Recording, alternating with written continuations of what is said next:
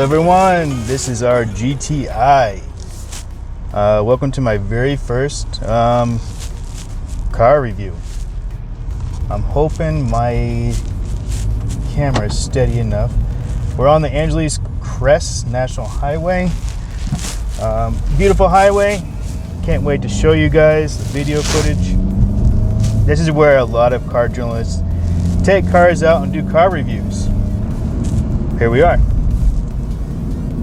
This road is known for its turns, its twists, and its incredible views of mountainscape.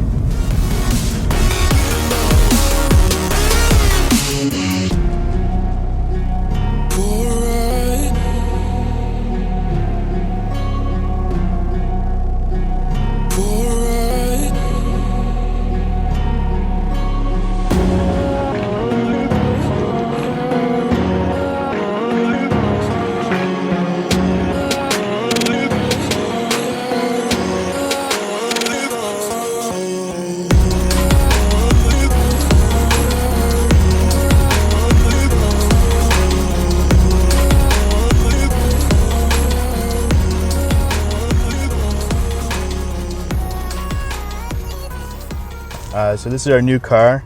It is a Mark 7, 7th generation Volkswagen GTI. We've had it for almost a month now. We trade this in, well, we trade the Prius in for this because this handles better. It doesn't get better gas mileage, especially not when I'm driving it. But it is better on the highway than the Prius. The Prius got a little bit scary on the highway, the lightweight, the skinny tires, and the best performance is on city driving. So small blocks, small radius, and it gets up to 50 miles to the gallon. This, you're lucky if you get 30, and that's if you baby it. But you're not going to get less than like maybe 25, even if you get on it. This does come with a bunch of options. We're going to go through those. This is the base model, so it doesn't have all the Fender audio system in it. It does have the Apple CarPlay, Android Auto. It does come with the 228 horsepower and a little car, so it has some oomph behind it. It has 258 pounds-feet of torque. So this car handles pretty smooth. I'm in sport mode now. That's the only way I drive this car, is in sport mode. Other than that, it feels I had the generation before this one. I had the Mark 6, I've had the Mark 5, I even had a Mark 1. I did not have the Mark 3 or 4. I did have the Mark 2. So I've had a lot of Volkswagens. I'm a huge Volkswagen enthusiast. I love the way these cars drive, the way they handle, the way they sound.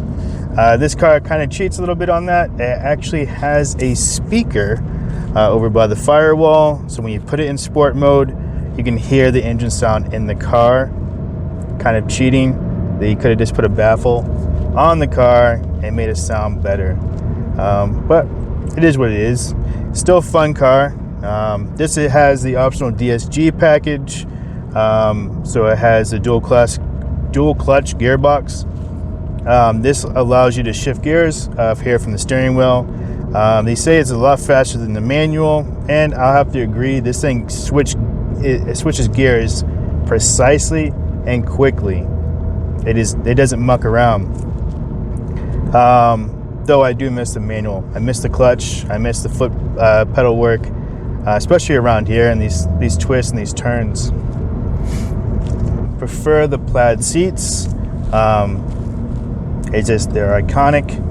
Every Volkswagen GTI generation has some kind of crazy fabric seat. Even the original Mark 1 had I wouldn't say it was plaid, it was something weird, but they did have a plaid version. I think it's a German thing. You see it in Porsches as well. But it's cool. It gives it that little, that retro vibe to the GTI. Everything in here goes back to the original GTI with the red lines everywhere, the red stitching on the steering wheel, the plaid seats, the red line on the grille. It's all reminiscent of the very first GTI. The manual transmission will come with a golf ball shifter, which is also reminiscent of the first generation GTI. The DSG does not come with that golf ball. It has other luxuries too. It has heated seats, both passenger and driver. It has the Apple CarPlay, the Android Auto. It doesn't have navigation, but who needs it if I have Apple CarPlay and Android Auto? The Golf was created to replace the Beetle. So it was trying to get those who would normally buy the Beetle to get them to buy this car instead. The GTI of the 70s had the water-cooled engine. It was more economic. It had, later on it came in with a fuel injection. That's when the GTI was introduced, which is what GTI stands for, Grand Touring Injection. That's the first car to have fuel injection. I know the later Beetles in the 70s, like the Super Beetles, had fuel injection, but the GTI was the Golf that came out with fuel injection, which also made it quicker. It allowed more fuel to get to the engine quicker and more precise than the old carburetor. So overall, we bought this GTI because, one, we wanted something that had good traction on the road, had a low profile to minimize the wind blowing us back and forth. Cheryl feels 10 times safer in this than she did the Prius, or than she did the Prius. Yeah, all around, this car is exactly what she was looking for, and I am happy because I love this car.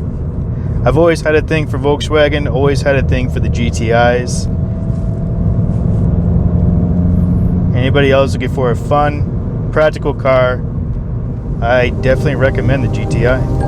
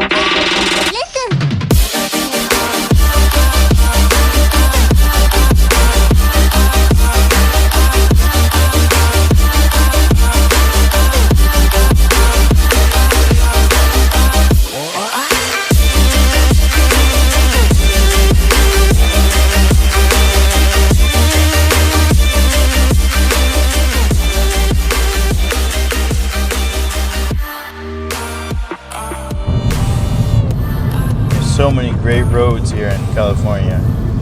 This one so far has been my favorite. Driving up towards Sequoia National Forest, some amazing roads there as well. And then racetracks. There's racetracks everywhere in the state. We're going to go check out Willow Springs, I believe, either tomorrow or Saturday. I guess they're doing a tune and ride. So we're going to go check that out. I've never been to a real racetrack. I've always been to drag strips. And drag's alright. I just get bored with it. Nothing's better than autocross for me. I love it. To me, it takes the most skill to maneuver through the turns and the twists. So autocross is one of my favorites. All right, I wanted to talk about some of the things that kind of bother me a little bit about the car. Let's start with the first thing I've noticed when I go to park.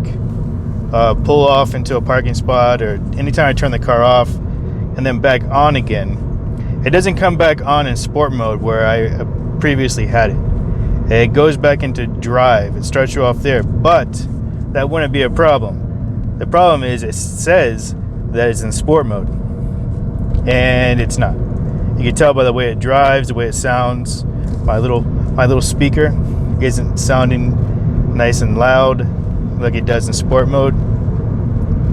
So that's a little thing that kind of bothers me. The second thing that bothers me, you can't turn traction control off on this car.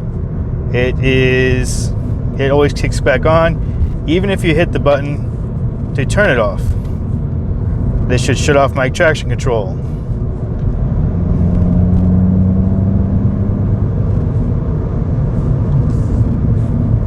But I still know it's there.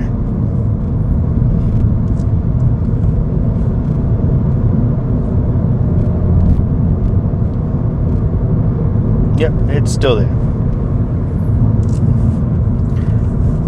Next thing that bothers me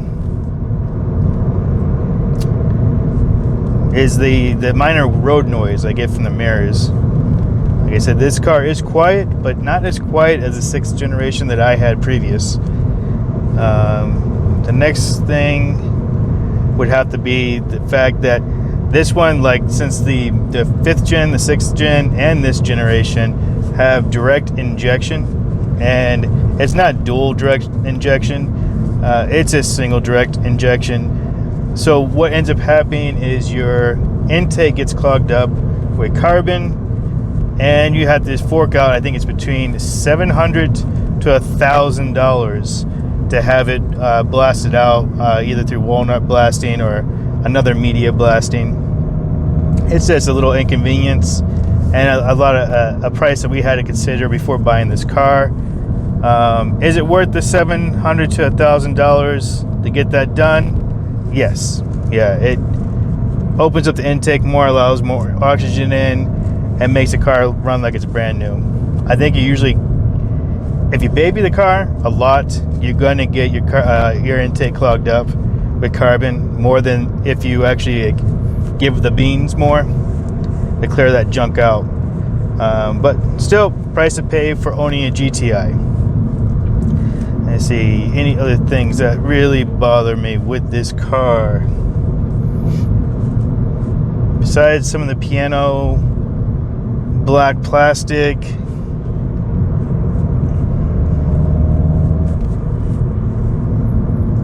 Other than that, I think that is really it. Everything else is sound. Like I said, the brakes work awesome. The engine sounds great. Volkswagen's really done magic with a 4-cylinder turbo combination. It's not a big turbo. It's not a huge, powerful turbo like you would get in some better, or not better, but different sports cars. What comes to mind would be your STI. It's not a turbo like that on that. It gives it enough oomph, and you have a power band all the way around the RPMs to make it enjoyable. No lag. The only time I notice a lag in this car is if I have it in normal mode, and I don't drive it in normal mode. That's another reason how I know that it's in normal mode when I turn it back on, because you have that almost that hesitant to not want to go.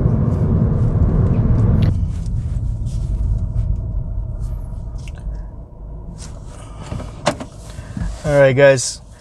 So I almost made my way down to Los Angeles and decided that's probably not a good idea. We haven't been down there yet, and I don't know if we plan to go down there. We might check it out before we head out to our next destination, but we'll see. But it did look cool. I did see it from a distance with the kind of like the haze, the smog that surrounds it. I thought it was clouds, and it wasn't. But it was cool to see. Before I end this video, I do want to ask you guys a question, and please comment below the video. We need a name for our girl, for our GTI. You've seen the video, you know what she looks like. She's a dark blue hatchback, 4 doors, and German. It doesn't have to be a girl name or a guy name, either way. Just looking for a name for her. So please comment below. What are your suggestions? What are your ideas? She is fun. She has the plaid seats. She has dual exhaust. Well, not true dual, but you know what I mean. So a nice fun name for our new ride here. And as always, guys, comment or leave your comments if you have questions, ideas, suggestions, anything to maybe make our videos better, or something else you guys want to see. And if you have any questions about what we're doing, what we're going next, please ask away. Also, in the description of the videos, I type in a short narrative about what the video is about, but I also leave links at the bottom of the description. So if you're interested in any of our other content, for like we have a clothing and accessory stuff, so hats, shirts, jackets. So I have a little store that's tied to our adventure driven life, and we have our blog page that we're posting blogs on about our adventures, what got us started, what got us interested in this. So please check them out. I encourage you. And then I hope you guys have a blessed day, a blessed week, year. I hope things turn around for the better this year for everyone. And I'll see you guys next time. Bye, guys.